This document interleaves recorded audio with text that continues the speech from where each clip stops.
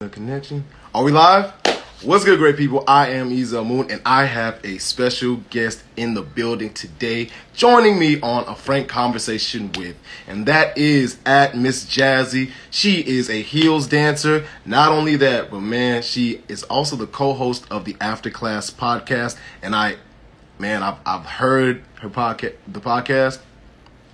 I would recommend you guys tune in. All right, I don't really give out recommendations like that, but I recommend that. Oh snap! Shout out to my guy Rick. Okay, Chang tuned in. Oh man, this is gonna be a great day. Oh man, thank y'all so much. Oh, my son's mother is in here. All right. Let me go ahead and send this out really quickly, guys. So she can join us. Yes.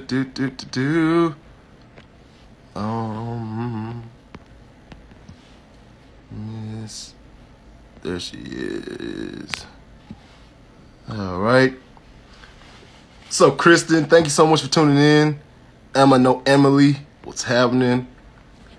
Let's see. I want to make sure that I give y'all the tag so y'all know who to follow. I mean, but more than likely, if you're here, Resolute. Big ass boy. I know, man. It's forehead time right now, boy. You still ugly though, and I love you. Let's see. Follow them. Back to the village. Thank you so much for joining. Appreciate you.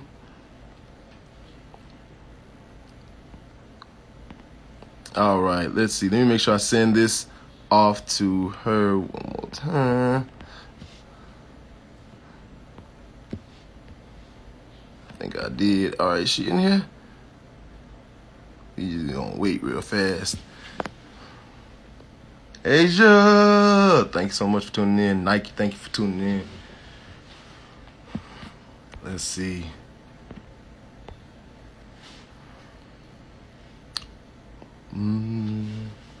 Hope y'all evening is amazing. In case anybody's wondering, hey, man, why these interviews? Well, the reason why is because I really want to impact the world in my way. And I feel like through these conversations, we'll be educating people as well as, the interviews. During the interview, whenever the person I'm interviewing mentions a charity, we're going to definitely try to throw some support behind that charity. And yeah, man, hopefully you guys are educated. Oh, one of my pole dancing homies is in here. Oh, I know you're going to enjoy this one. Oh, she's here. Okay. Let's go ahead. Let's get it in real fast, y'all. And so, when she shot the request?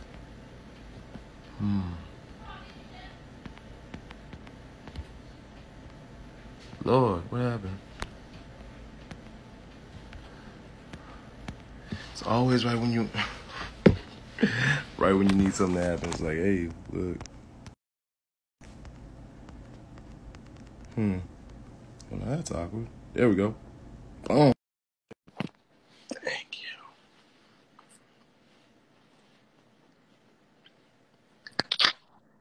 What's going on? Hello. It's an honor to have you. How are you? I'm well, actually. I'm well. I was trying to send the request to add you in, right? So I was like tapping and tapping and tapping. That's it. Yeah. Thank you so much for your time, and thank you for joining me here on a frank conversation with. How's your evening going so far? It's good. I had work earlier, so just chilling right now. I got some work to do. How was work? I did. not the fake. We could have definitely done without work. We could have done without. Hey, look. I know we're gonna get into it later, but one of the guys that's telling you don't have to pay any bills. You know, a lot sweeter now. It sounds kind of amazing. It's sounding a lot nicer now that I just worked that entire shift. No, facts. Now, I don't really have introduction. I just always just jump straight into it. So let's get into you. Okay. You were born in the Bay, right? And you were raised in Sacramento. Yes. Okay, so was there anything that you saw while you were growing up that really just showed you the difficulty of being a Black woman in America? Yeah. So even though I was in Sacramento, I was raised in a town called El Dorado Hills, and that is a very affluent, predominantly white neighborhood. Right. So I immediately noticed the difference between me and everybody else at a very young age. I would like come home crying, like I want to look like them. My hair doesn't look like this. My skin doesn't look like this, and people would just draw so much attention to it. Right. Even being in the neighborhood, like driving the cars that my parents bought for us, people would be like, "Where did you get this car?" I had someone, our security guard, stop me and said, "Where did you find this car?" And I was like, "Such like find, like I own license and registration right here." So there was just a lot of that. It made me very aware of the differences that I had, but I had a very strong balance because I danced in downtown Sacramento, and that was very diverse. Actually, it was predominantly Black at the studio that I danced at. So I feel like I was able to get a good enough balance between finding who I am and then still kind of seeing the world that I was going to be thrown into, in a sense. Because then once I was on my own and I started experiencing certain things as an adult, unfortunately, as sad as it is to say, it was less of a surprise because I had already dealt with it so much as a kid.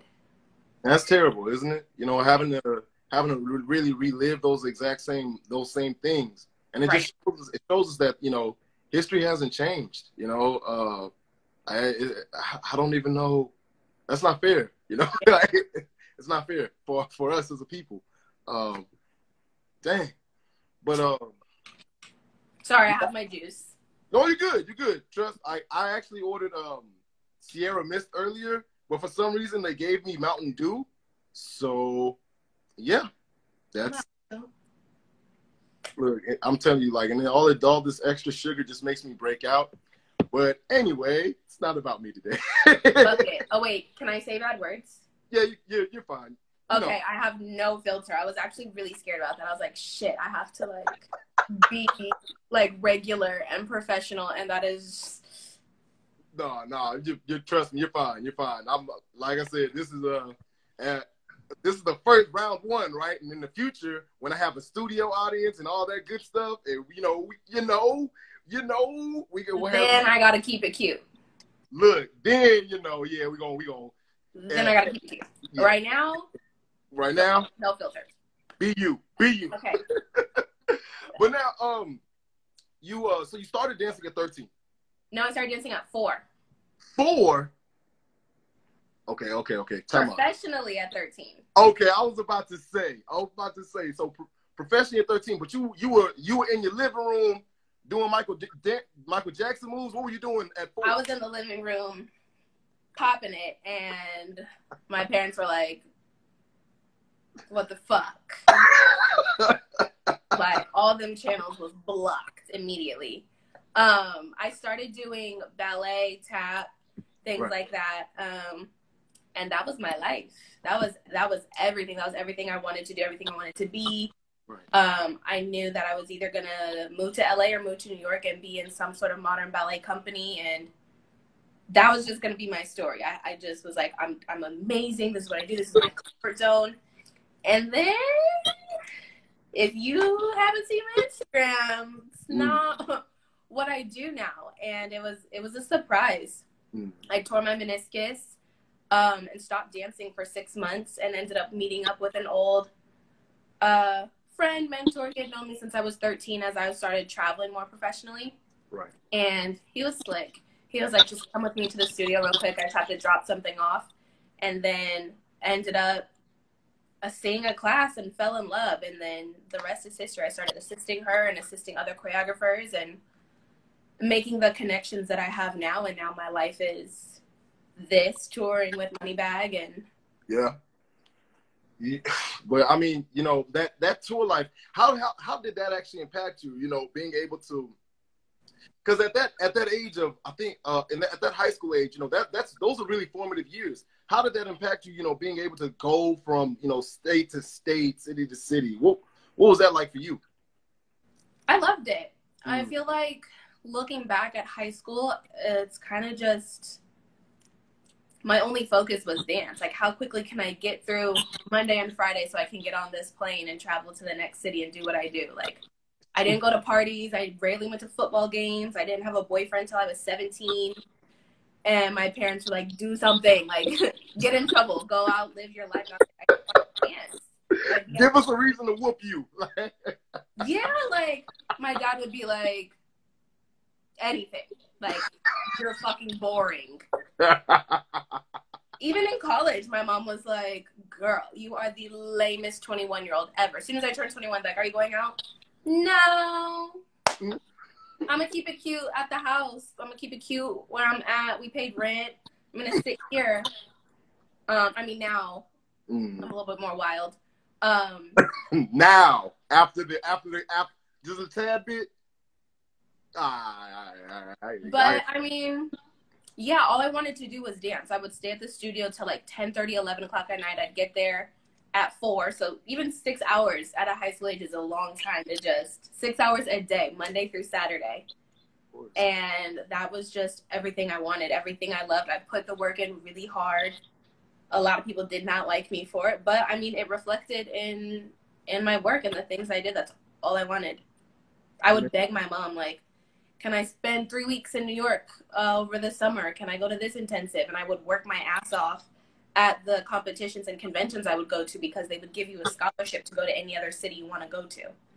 So then I would just do that and be like, okay, I want to go to these 3 cities. And once I'm in those 3 cities, I made sure I would get another one so I can go to any other city I wanted to go to and get flown out to go to nationals as well. That's what's up. That's what's up. You're very focused then. Now, you touched on it a bit, but I kind of want to go a little bit deeper. How did it feel? You know, I mean, I know you. It's an injury, so it had to hurt. But you know, at what point did you recognize that, hey, I can't do ballet anymore when you were injured? And then when did you start really redrawing your life plan? You know, and then getting into like the heels dance. Such a sad story. I hate this. So it's fine. I actually was a freshman in college, and I was like doing the unheard of at the time. I was getting casted in routines that most freshmen don't, or asked to be in BFA, MFA shows, master's programs, thesis, all these things. And I was in rehearsal for an audition. It was like a big, if people aren't familiar with like college dance, it's very concert based. So a lot of the dances are like 10, 12, 15 minutes. And they're very like interpretive in a sense. And it was kind of my first time dabbling into that world, but it clicked. My body was a natural. I was able to pull from my technique, and I look naked. Sorry. Just scatterbrain.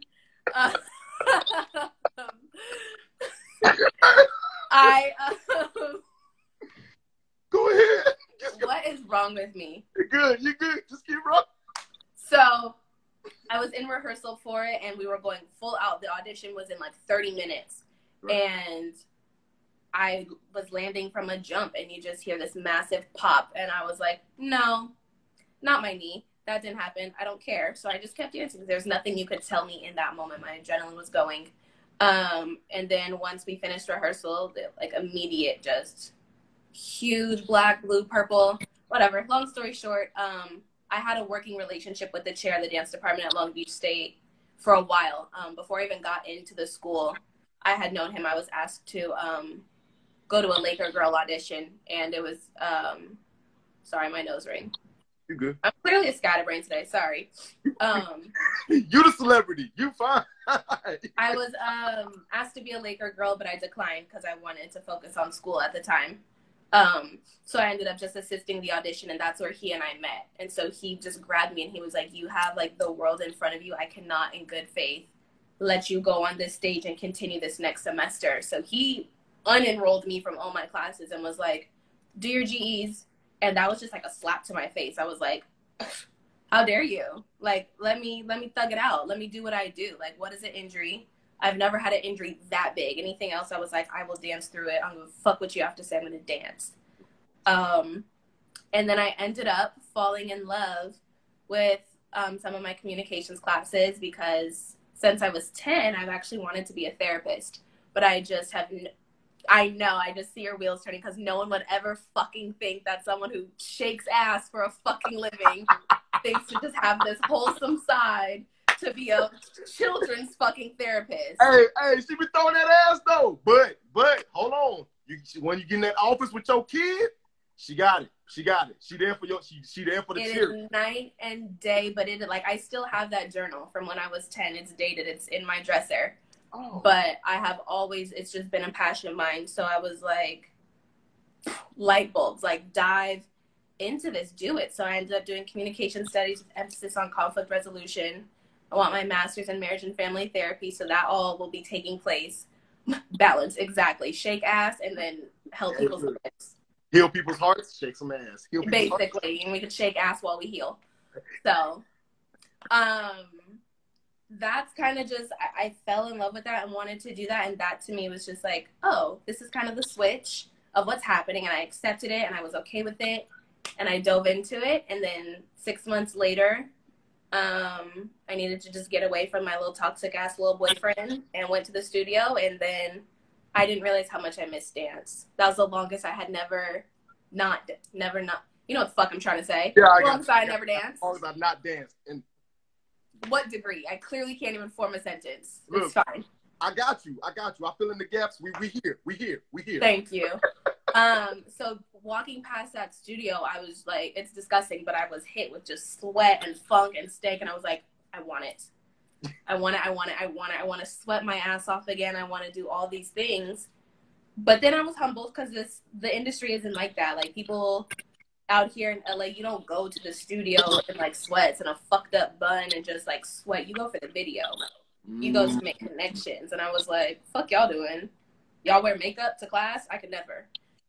And then I had to just learn the ropes and get into, like, heels is sexy. Be a woman. Use this body that you have. Dance with your hair down. And I was like, y'all are weird. Y'all are weird because never could I ever. Right. And now look. Now look at you. You out here doing the thing, man. Yeah, I mean, hey, I can't lie. Like, because, you know, I had to do my research, right? So as I was scrolling through, I saw the video. I was like, oh.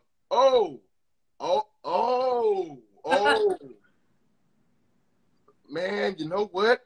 Let me be professional. Okay. Excuse me, miss. Would you like an interview? But no. So I know you know, it's kind of crazy that you majored in communications and now you're co-hosting the After Class podcast. Like, does that have anything to do with each other, or what's up? No, I mean, After Class really just started. I know Aaliyah had been talking about wanting to do a podcast for a minute. I co-host with her and Ariane. And honestly, she just texted us and she was like, hey, bitches, starting a podcast. Like, are y'all free tomorrow to do the first episode? And then it turned in to this. And it's like, we already have that great relationship of talking shit and running our mouths. Just our personalities match so well. So we were like, what the fuck are we going to talk about? And she was like, bitch, whatever the fuck comes out of our mouths, just come out of our mouths. And I was like, oh, I'm so good at that.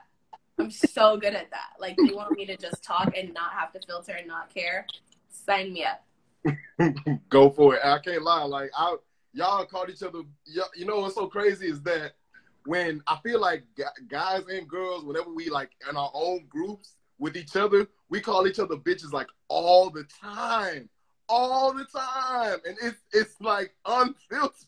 It's just unfiltered, but you know it's out of love and not out of disrespect. But if you try to cross like and say to the other gender, that's when it's like, no.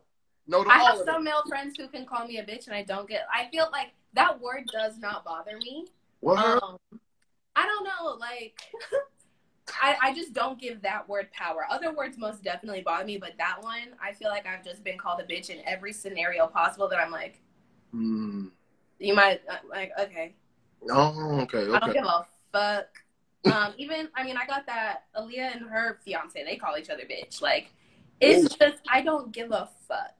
You know what I mean? Like, hey, bitch, you're a bitch. Like, any bitch you could throw, and I'm gonna hit you right back with a what, bitch?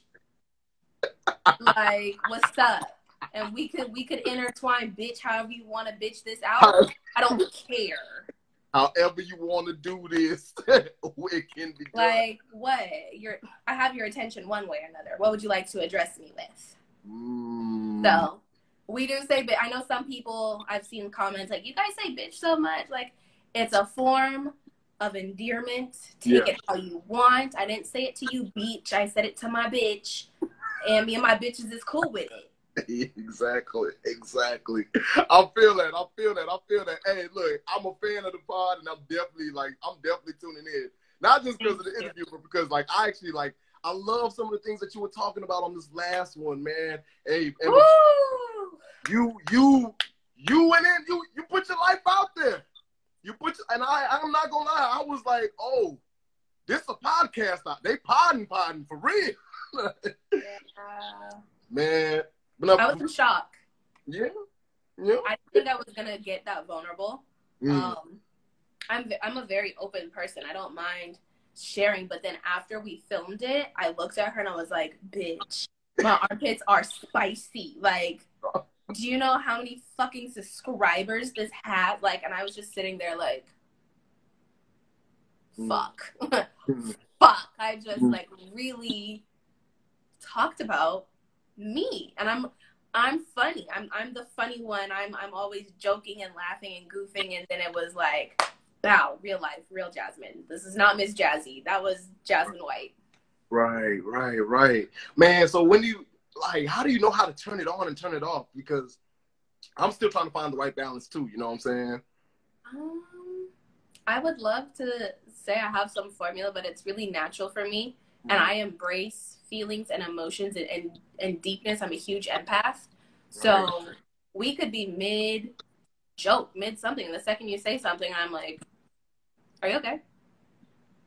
Like, it's just, it's the therapist that I want to be in me. And it comes, I want to always make sure people are okay mentally, because that's just not something our people talk about.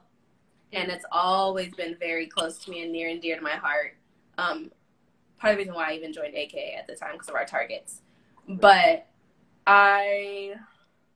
it's really easy. It's really easy for me. That's real. I'm glad that it comes next to you. And man, you know, you're right. We don't talk about it enough. Mental health is something that in our community, for some reason, is hidden under the rug. We're just supposed to take what life gives us and just, you know, keep on pushing through. But I mean, we're all human. And we should all be given, you know, the same amount of respect to say, hey, I need some time to actually, you know, formulate a plan and deal with the things that are coming my way and, you know, press forward, you know. But especially kids. Yeah. That's like my biggest. So I was talking about this on my live last night with people, and I didn't realize how many younger girls follow me. And they were like, I'm 15, I'm 16, and I tried telling so-and-so that I was depressed, and they kept telling me it was nothing. And I remember a time in my life where I tried to speak up, and it was like, girl, you're 16, what the fuck you got going on? And it was just like immediate, like, shut it down. And then we fail to look at it like, as a 16-year-old, they're only working within 16 years.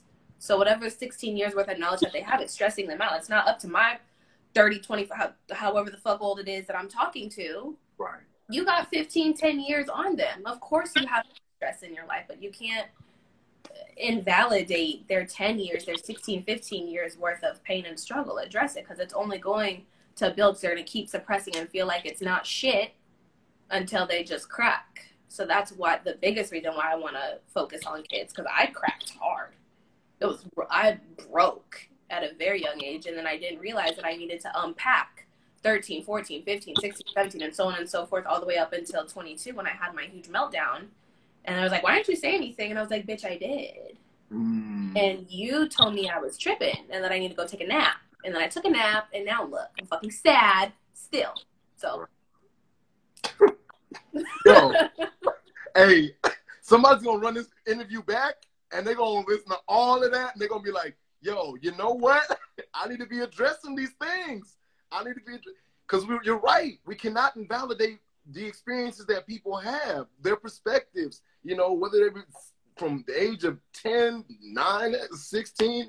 Even babies have a way of, like, 5, 6-year-olds, I'm scared, I'm this, and just right. like hear them. Like, I'm able to articulate these words. I'm really not pulling it out of my left ass cheek just for shits and giggles. Like, I'm trying to communicate to you, and that's when people lash out. Like, if someone is screaming, like, I always try to think back, if someone yells at me, Right. I'm like, this is probably not their first time trying to communicate this message to me, and I probably didn't hear it the multiple other tries that they did, so now they have to create this scene because they feel like that's the only way for me to listen. Maybe they were silent, maybe they tried to say, hey bitch, I'm stressed, or whatever the case it would be, I clearly didn't hear. So I never try to fault someone for their actions or what it is, because we all communicate at very young age. Babies cry, toddlers throw, scream, run into corners. Like, anxiety forms and goes into all different types of ways, and then we're just so used to being like, you're dramatic, you're sensitive, you're crazy. When really, you know, they're just human and they just need to be heard. And that's it. Don't really need to be much deeper. You ain't gotta do much. Right. Come through, Queen. Come through with the mental health. Come through. Okay. I love it, man. I love it. See, look. Who would have thought? And that's the thing. That's what this show is for. You know, humanizing celebrities like yourself to the people. Let them know that, hey, look, it ain't just this sexy ass that you see on popping it on this car now. Okay. Or, you know what I'm saying? Hey, look, I got some knowledge for you. Some substance to me, damn. God dang it. Let them know. Shoot. Now, but so I've actually, you know, talking about, speaking of which, man, I actually have to touch on this. You danced with Moneybagg Yo, K Camp, Snoop Dogg. What is that like? What has having those experiences been like, and how has that added to you know, to I guess your tenure? You know, like, has it put you has it helped put you in situations to where you're able to advance further in that area, or what's going on? So my first tour was with Moneybagg. Mm-hmm. And that experience is one that I will never forget. I mean, it definitely gave me a different look within the industry. Any other time I've danced with an artist, it's just been like a music video or just something on set. This was traveling, living, experiencing for 3 months. It's a very different world. It's a very, very, very different world. I called my line sisters every day, and I told them, I was like, when I fucking call you answer, I don't give a fuck if it's 3 a.m., 4 a.m., bitch, run it back. We are all one in this motherfucker again. Yeah. All of our phones, pick up. I wouldn't know what state I was in, what city I was in. I would just sometimes be in the bunk sobbing. And like, I can't do this. I'm not made for this life. And they'd be like, yes, you are. Like, tighten the fuck up, number 3, and get it the fuck together. And I would be like, okay, I can do this. And it was just a lot of, I have to filter. Hoopla. It's just different. It's the type of celebrity lifestyle is not Jasmine's lifestyle. Right. And I was like, y'all act like that? I don't like that at all. And I want no part in that. Thank you. Like, no, I definitely made it a point to make myself little sister with people who you're around. Like, it doesn't even, like, you're not just traveling with the artist. You're traveling with their friends, their family, Boo Boo and Ray Ray, who just want to be on the bus because they homie made it out the hood. Like, and then you're like, and you're a beautiful woman, so it's like you got to deal with the. I would be looking at them like, sir, please, like, tampon in my hand. Can I just go to the bathroom, please? Oh no, that bad for real? Just like, can we talk in a minute, please? No. But I mean, that's like, it's the industry. You deal with a lot of things. And so I think it's kind of just solidified how strong I am in my morals and my values in terms of what I will and will not do. I mean, I'd be sitting here lying, saying you don't have to kiss the little ass and have some fun you know, you gotta make connections. You can't sit here and be a boring ass bitch and expect to continue to be brought around. But, you know, find what works for you. Yeah. What worked for me was being the little sister. I happened to be 10 years younger than everybody on the bus, so I said, say less. I'm about to be childish as fuck. You're gonna tell me things and be like, what is that? I don't get it. You want to do what? What is? I've never. Oh my god. That's smart. I ain't gonna lie. That's smart. That's smart. That's definitely smart. So now it's like, now people look out for me. They want to know what's up. Want to know how we are, and it's cool.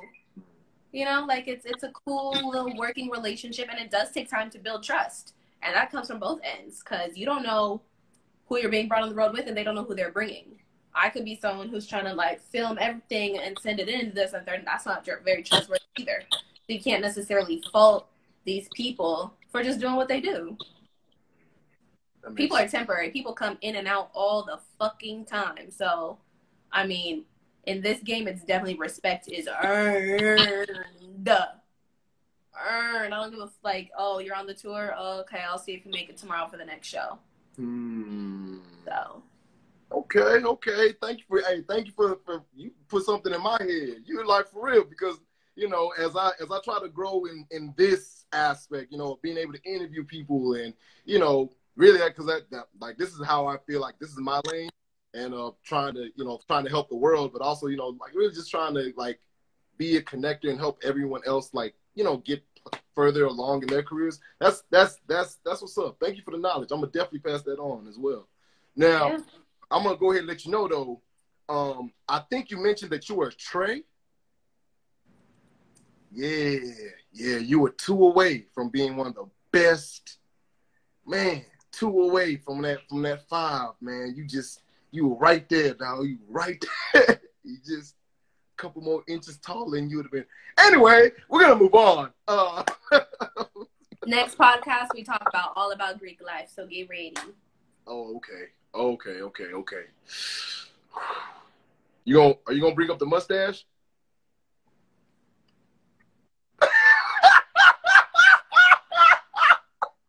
Keep it cute. I'm sorry. Hey, I had to. You brought it up. Y'all go, because she was like, I have a pimple. It was like, fine, I have a mustache. I got a mustache. It's like, hey, look, y'all go check out After Class Podcast when I get a chance. It's hilarious. It's funny, informative. Check that out, y'all. For real. Now, speaking of being informative, though, you know, you said some real stuff on there. Like, if you like someone, let them know, or else you're doing a disservice to yourself.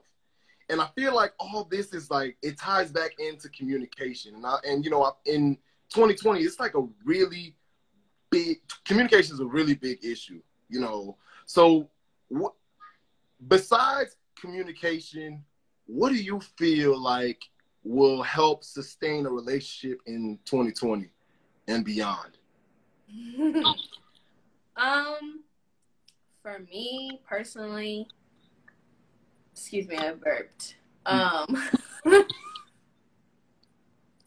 Just the most unprofessional bitch ever. My God. I'm gonna ignore it. Anyway, I think the biggest thing is transparency. Transparency to the point where whomever you're with doesn't even have to ask. Like, I'm the type, I love, go ahead, have guys night, whatever, but like, come home and be like, yo, babe, this big bitch tried to ask me for my number, and then we could laugh about it together because I'm on the same page as you now. Like, and I don't really want to just be on the same page. Like, I want to be on the same word of the same sentence on the same line. I don't want you to be like me at the top of the page and you're at the bottom because like I didn't know what else happened, but it was a vague idea. Like, that's not enough for me. And I feel like my generation at least is very much so like, I'm gonna keep you here. We're gonna vibe, because I don't really know what the fuck a vibe is. I can do that by myself. We'll see how it goes. Yeah. What the fuck? That sounds just so temporary and so vague. And I think what I said on the podcast was like, you may not know what you want to do with me, but you know what you want to do with life. Can you maintain and handle and grow and work to build a relationship, or are you still thought and bopping it for the streets? And that's cool too, but I don't want to be in the streets. This is what I want to do. So my intentions are purely this. I'm not going to let you know that I'm okay with seeing how it goes, because I don't really want to do that. Because I'm not going to sit here and fuck myself over trying to wait for you to be ready for something that you can't even communicate if you're ready for or not. If you can't talk about it, then you can't do it. So you can stay over there. All right, I like that. I like that. There's something else that you mentioned as well, man. You said you have to find your homeboy. And I feel like what you were trying to say was that you want the foundation of the relationship should be friendship, you know. And I not gonna lie, like I love that, you know, because it was another thing. You know, we'll kill, we'll fight, we'll die for our platonic friends, right? But for our relationships, we're throwing them away like it's nothing. Like, so, you know, I guess my question is, I have two questions really. One, have you ever considered a man of Omega, where the motto is friendship is essential to the soul? I'm playing. No, but sincerely though, you know, what do you think is the driving factor behind that? You know, it's like we have a face for our friends, but for like the person that we come home to, like the one that, you know, that we actually lay down with, we're a totally different person, and you know, we don't care about it as much as we care about like our friendships. Like, why do we do this? What do you think? What are your thoughts? One, anyone who knows me knows I love to accuse, and it breaks my father's heart because I tell him all the time I'm marrying the other side of 1911, and I don't care. It will happen. I've always loved the bros. And that's that on that. But in terms of like finding a friendship, having a friendship first, yeah, I started thinking about that at a really young age, when people were they kept constantly saying like it's not supposed to be this hard, it's not supposed to be this hard. And it's like, I mean, it doesn't have to be that hard, it doesn't have to be that easy, but that doesn't mean that you just need to give up either. I've gotten in a lot of arguments with my friends, right? And a lot of the friends that I've had, yes, I do love alphas. I will always love the alphas. But I'm gonna marry the bros. Like, the alphas is cool. Cool. That's fine for them. Good. I'm about to block. Somebody about to get blocked. Nah, but keep going. I mean, like, a lot of my friends, I don't really switch my friendships up. I've had the same friends for 20 years. Right. And then my line sisters. I'll even take my line sisters for the Greek people on here. You know how many times we was ready to, like, yeah. And I mean, really throw hands. Like, bitch, you got me. I'm about to drag that motherfucking ass immediately. But as soon as I cuss that bitch out, we're laughing about it. That shit was funny. And because we see the bigger picture and we see the fight and we know the place that they hold. And if I can sit and look you dead in your eyes and sleep with you, cause I ain't sleeping with them bitches, and I'll still go to hell and back for them. And to sit here and really tell you that I love you, like, I just don't see how that one is easier to throw away than someone who's not feeding my soul on a romantic level.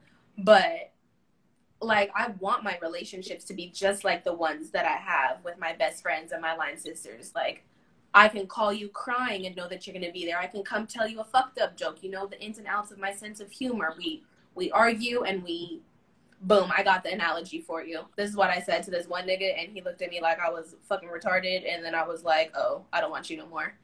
But I told him, I was like, when we argue, we need to be teammates. Like, if I'm giving you a correction, if I'm telling you I don't like something, either think of me as I guess, a coach at the time who wants to see you do better to work for the bigger picture of us, or as the fucking quarterback to the wide receiver. Like, I need you to go more left, so when I throw a little bit more left, so when you catch it, now you could score, because we both want to win. I'm not trying to go against you. I'm giving you a correction so you can understand me better. And I expect the same shit. I'm not going to think that you're shitting on me. I'm looking at like, oh, he doesn't like that, so I need to alter whatever it is, or we can find a common ground so we can continue to work together, because it's me and you against this obstacle, not me and you against each other and the obstacle.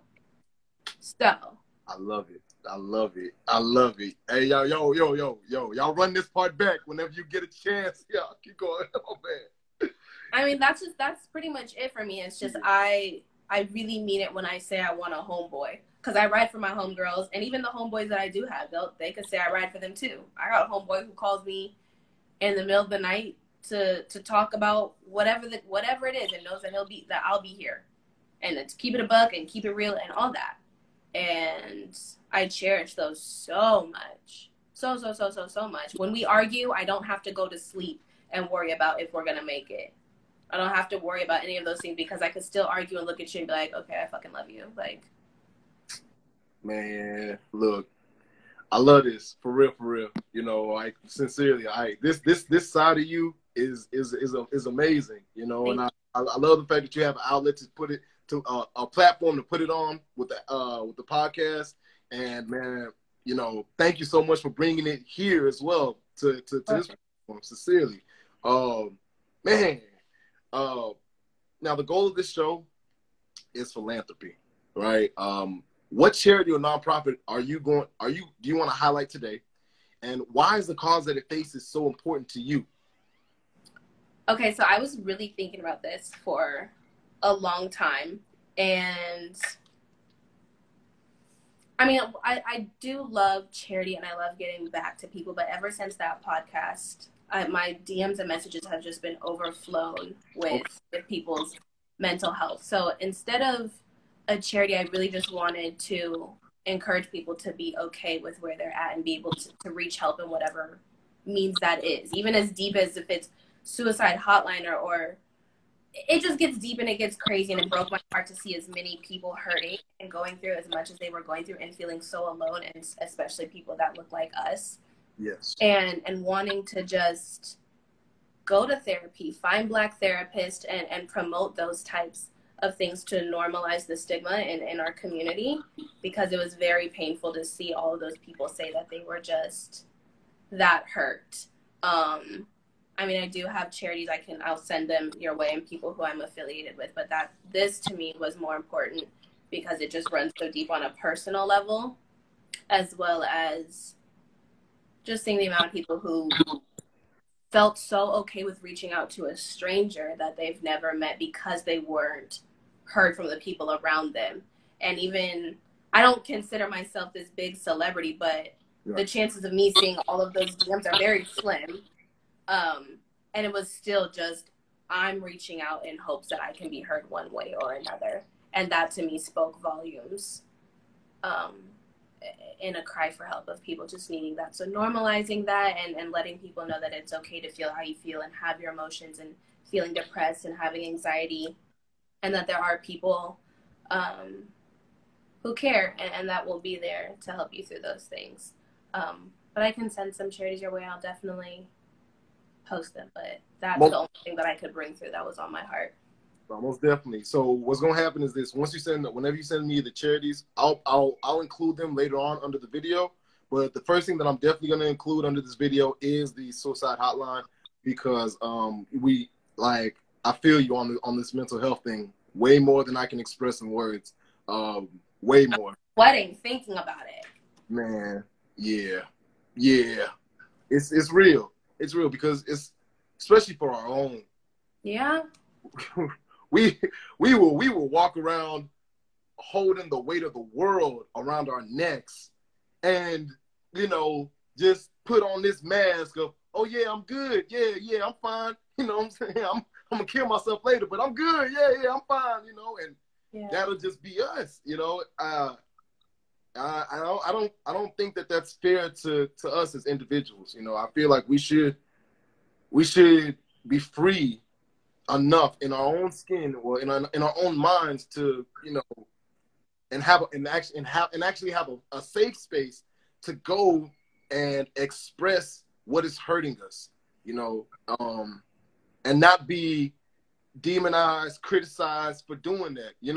Like it's okay to talk about your problems, especially the men, especially grown men, because that's even worse. Like, putting into perspective the riots and everything else that was going on. Like, I saw so many of my male friends just like trying to hold it together, and then even seeing my little brother like looking at him like, are you like, oh my God, my heart was just breaking, and them feeling like that even at that time they still weren't allowed to break and feel what was going on, no matter how terrifying it was, knowing the state of the world and America and how they were viewed and being I just forgot the word, but just seen as the bad guy constantly, even in a sense of grief and pain. Like, can't let out any emotion without a label being thrown on me as something than other than a human being and hurting. Yeah, no, I feel you, because and it's crazy because, like I said, that's what it is. You know, men were taught, you know, we're supposed to be the protector, the provider, and we're not really allowed to have weaknesses.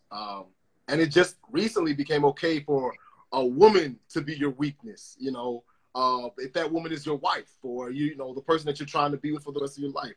But no, like we're taught, you know, no, like all the problems of the world, just die with them. Basically, just die with it. You'll get your release when you're dead, and that's the thing. I saw a crazy statistic that said 3/4 of the suicides are males, and I'm very, very like shocked at, you know, at that being a thing, you know. But bottling all that shit in, like, even aside from just black men, like men in general feel the need to just hold it together and be the rock for everything. And it's like, one, I don't even think women like it like that. Like, if I'm looking at a guy and he's just so strong, I'm like I don't even have words to express how that makes me feel. It's almost like, oh, this is going to be a bigger challenge in a sense. And I thought it's not to want to give up on them, but that's an internal battle. Right. That's something that they have to come to terms with themselves to understand that it's okay. Because how the fuck are you going to heal? Like, how the fuck are you going to be okay and live this life and be okay with anything? Like, okay, you fucking cried. We're good now. Thank you. Like, you know what I mean? Like, being in a state of vulnerability is so powerful. And I admire those people even more than anything else. Because, no, it's not easy, but you're in this life for you. And I'm not going to cater to someone else and suppress my emotions to make outside people feel okay. Bars. That's real. Sincerely, that's real. Hey, you know, before we close out, wow, we're done already. I was having so much fun. Oh, shoot. I mean, I got more questions, but you know. No, I do have a couple more questions. And like I said, you know, I'm definitely going to hit. You can take this however far you want to. So don't limit yourself with this next one. You know, I always like to leave with knowledge, right? Words of wisdom that you would have for anyone like that is coming up behind you in the next generation. So, you know, that on the podcast you mentioned a relationship that you had when you were 17, you know, very abusive. And I want to ask you, you know, what words of wisdom would you have for any young lady that would be going through that type of relationship, you know, at that age, or even older, younger? So I don't know if a lot of you if anyone on here hasn't seen it, but I don't mind sharing. I basically I was in 2 relationships that were both verbally and physically abusive. And the first one at 17 wasn't nearly as bad as the one when I was 21. Right. But they both took a lot from me in the sense that I started to take on the words that were said to me and start to let them become part of my identity. Because I was like, okay, well, if I can sleep with this person and this person can tell me he loves me and plan this future, then maybe this is true. And maybe I actually do deserve it. I am this terrible person.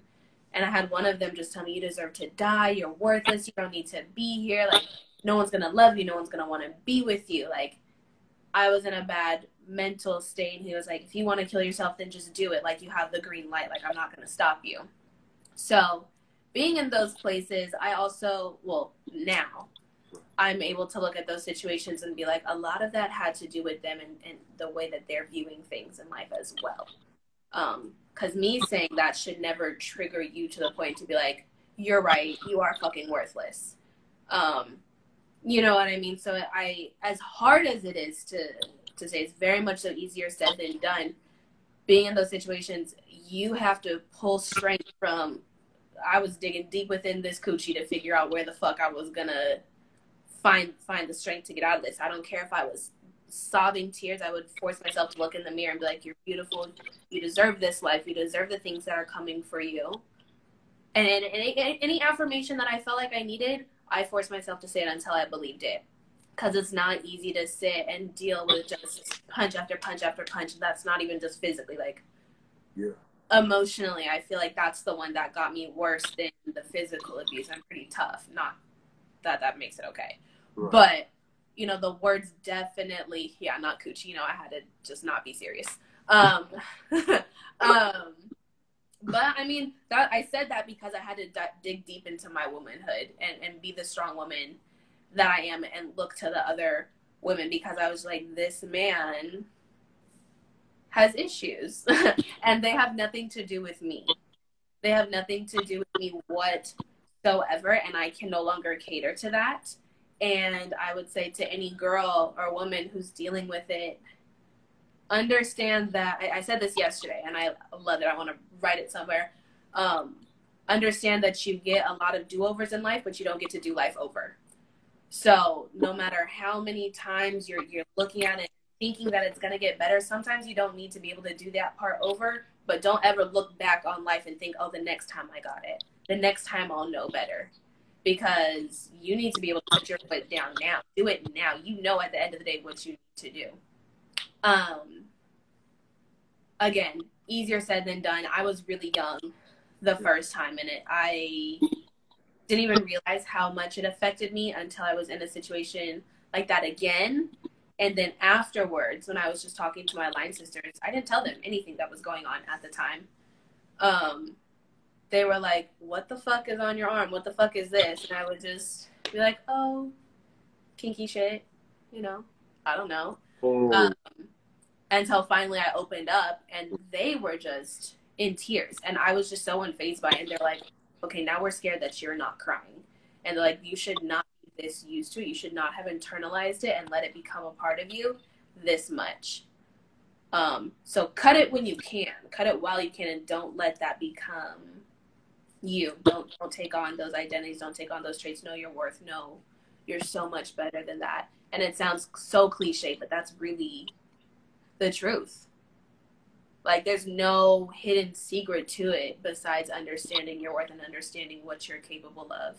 Because it's never okay. You don't need to make excuses for you. Don't need, well, I made him mad and I got an attitude and I got a smart ass mouth. I love you too, Nicole. I got a smart ass mouth. I got this, that, and the third. Like, that doesn't mean that you can go slander or put hands on anybody. Woman to woman, woman to male, male to woman, male to male, whatever the case may be. I don't give a fuck. Yeah, I didn't realize there were so many people on here that I knew. But yeah, I mean, it's definitely like a part of my story. It is what it is. I don't look back on those things and feel any type of way about it anymore, because I do know where my strength comes from. I do know how to conduct myself in it, and it's made me appreciate my work so much more, being able to come out of a situation of feeling like I was so worthless and feeling like I didn't want to keep going, and someone validating that very feeling and still being able to keep going. So, you know, I know that's not the case for everyone, and that's why I talk about mental health so much, because I was in those predicaments, and when I did reach out for the first time, someone was like, yes, do it. Goodbye. And then I was like, oh, like, I had to really take a step back, like, dang. What? But, I mean, that was just God reminding me that it wasn't like that. Because in that moment, I was like, fuck you. I'm gonna keep going. You want to get rid of me? Ha, bitch. You're not getting rid of me. Joke's on you, because now I want to keep going. So strength comes from the most random places, the most ironic places. And I was also saying last night, change does happen overnight. It's just how you choose to acknowledge change is what may or may not happen overnight. But you could really be like, oh, yep, switch a decision. It's happening now. And that's almost what it was for me. Like, it was very much so, okay, I could really change everything and cut it, or I can boss up and figure something else out. And that was literally a night and day situation for me. So, you know, it's not easy. There were times where it was like, oh, maybe will be easier. But there's a bigger picture to everything, and strength really kicks in when you least expect it. But it's there. It's always there. Every situation that you have gone through, strength, big, small, no matter what it is, that was strength, and you did it. So. I'm emotional. Man, thank you for that, sincerely. Man, I'm praying that. Hey, real quick, shout out to HB Mac. I randomly found his page, and this guy right here, like, he be dropping some knowledge, and like it'd be like stuff like this, right? And it's really mental health and like helping you to push forward through the days. I just wanted to give that man a shout out. He only got like 1,000 followers. He need like as many followers as you. Like he's on that type of stuff. He's on that type of time. HB Mac, I just want to shout you out, bro. But no, you're so right with what you said. Sincerely, you're so right. Like, God, man, especially when you said change can happen overnight. It's just how you acknowledge it. Yo, you got some quotes in this video right here. I really do. You got some quotes in this video right here, yo. I need a book. Hey, you do. No, for real, like you do. From shaking ass and therapy. I love it. No. Oh, no. Therapeutic ass shaking. That's the title of your first book. Thank you. That. Thank you. You see, look, I'll be here. All right. Now, like I said, I definitely want to hit on this topic because, you know, I know that you touched on it during the podcast, but for the ladies that are still watching, let's get into this father-daughter relationship really quickly, and how important they are to young ladies as they and who they become. I mean, it's obviously a very touchy subject because now it's very normal for parents to not be together. Divorce rates are high. It's easy for people to not know either their mother or their father. And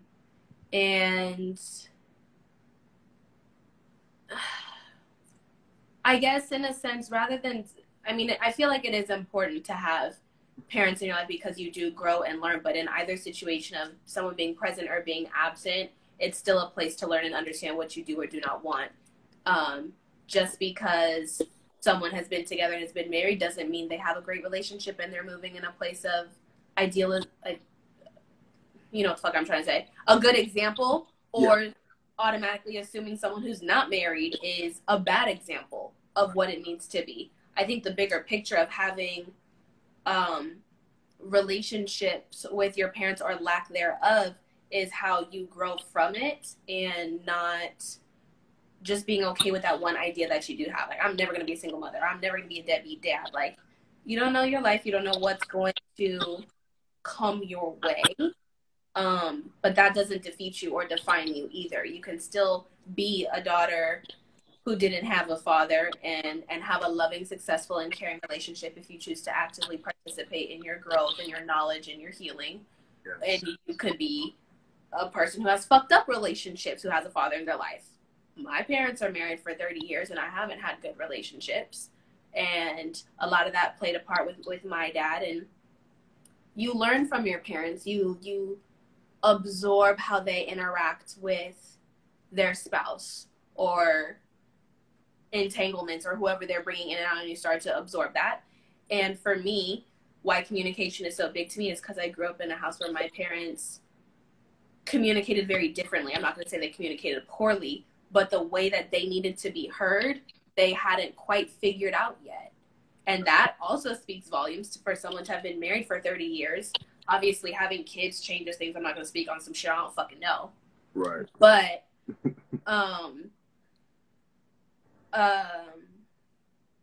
it was really, communication is important to me because I was like, I don't understand how you guys can't see what's trying to be communicated when I can see it clearly. And that just brings it all the way back to having that friendship and having everything else to understand exactly what that person needs. And no one should feel bad for not having a dad in their life for girls, because it's fine. You're not fucked. You're not screwed. You can still be married, have a family, be a successful wife and mother and all that. But maybe it does take a little bit more work in understanding your wants, your needs, and your non-negotiables in relationships. How are you both right now? Oh, how are we both? Oh, like how are me and you? Oh. I'm good. I'm well. I mean, I'm not gonna lie. I'm enjoying this. Like, I'm learning so much and gaining new perspective. Yeah, we good. Yeah. It takes growth and understanding on both sides is what the point I'm trying to get at. The relationship that I've had with my dad is always really fun and personality and all that. And then when it came to relationships, it was kind of like, I don't really know if I can go to him for that. Because I don't necessarily like the way he communicates, so I don't really want to bring that into my life. But that's him and my mom, not me and my dad. So there's like just a lot of layers to that, and the way I view it is very complex. Like, very complex. It's wild how many dimensions I've added to this. I probably didn't even need to make it as deep as my brain has allowed me to. But, I mean, what I will say is if you're in a position where you don't have the best of relationships with either your mother or your father, and you do want to make it better, be the one to go talk to them. I think for me, my biggest problem growing up was feeling like it wasn't my responsibility to go talk to my parents because I was the child. And I was like, no, you need to come talk to me because you're the parent. Why am I going to you? But then realizing that I'm just so amazingly gifted and so amazingly blessed to have the thought process that I do. Not everyone thinks like that. So if I'm the only one with this knowledge, what the fuck? I'm fucking everybody over because I'm not speaking on what I know. Maybe they don't know that shit. They're working in a sense of, I want to provide for my kids. Is she out of jail? Is she going to school? Is she shaking ass? Yes, I am. But, yes. Yes. To answer that one, yes. Get ready for the next video because it's a lot of ass. But that's something that I'm actually preparing to do now, and I'm thinking of, you know, bringing people along with me because I've already opened up so much. But just being able to go to my parents and be like, look, I love you guys to the core of me. You are amazing parents. I didn't ask for anything. I didn't want for anything. I was very fucking spoiled. I grew up with it all. I didn't grow up with the word no. But that doesn't mean that I wasn't lacking in terms of emotion in certain things. And yes, they love me. Yes, I know that. But my love language and how I needed to receive and comprehend their love was a little bit different. They don't know that. I can't keep holding this information in my head and expect them to just know because I'm their kid. It doesn't work that way.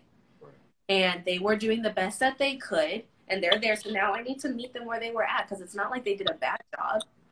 Again, be okay with the way someone communicates, even if it's yelling, silence, communicating in a way that maybe doesn't sit right with you. Humble yourself and take a step back and be like, well, what were they trying to convey this whole time? And did they do that from their perspective? Yes or no? If they did, then that means that they were doing the best that they can do. So now you need to do the best that you can do too. Come through with the knowledge.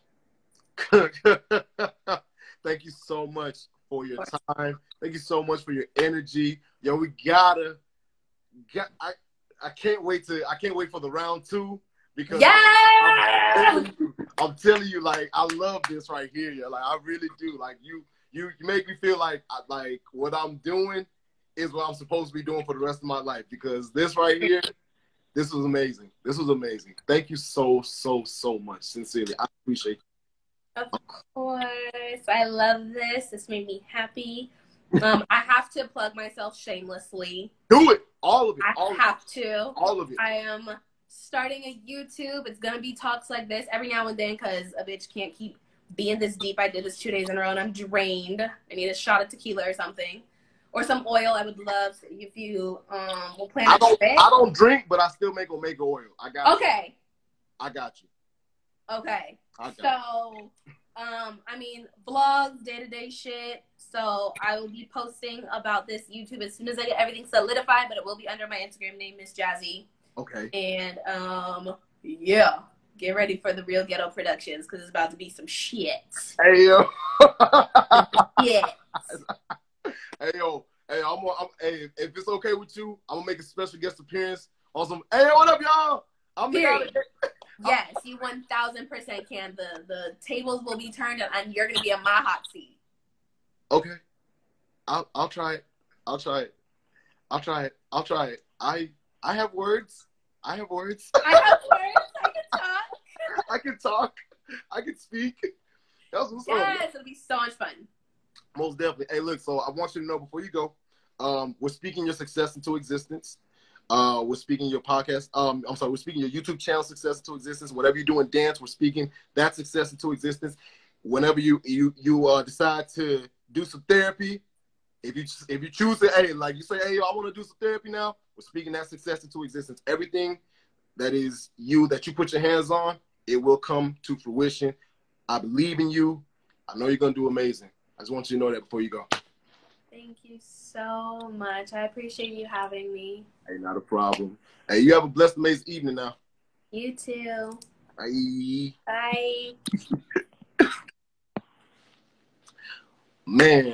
Man, oh man, that was amazing. That was fun. You guys, that was at MissJazzi. Please, y'all go follow her. Follow the things that she's doing. Like I said, we speak people's success to fruition.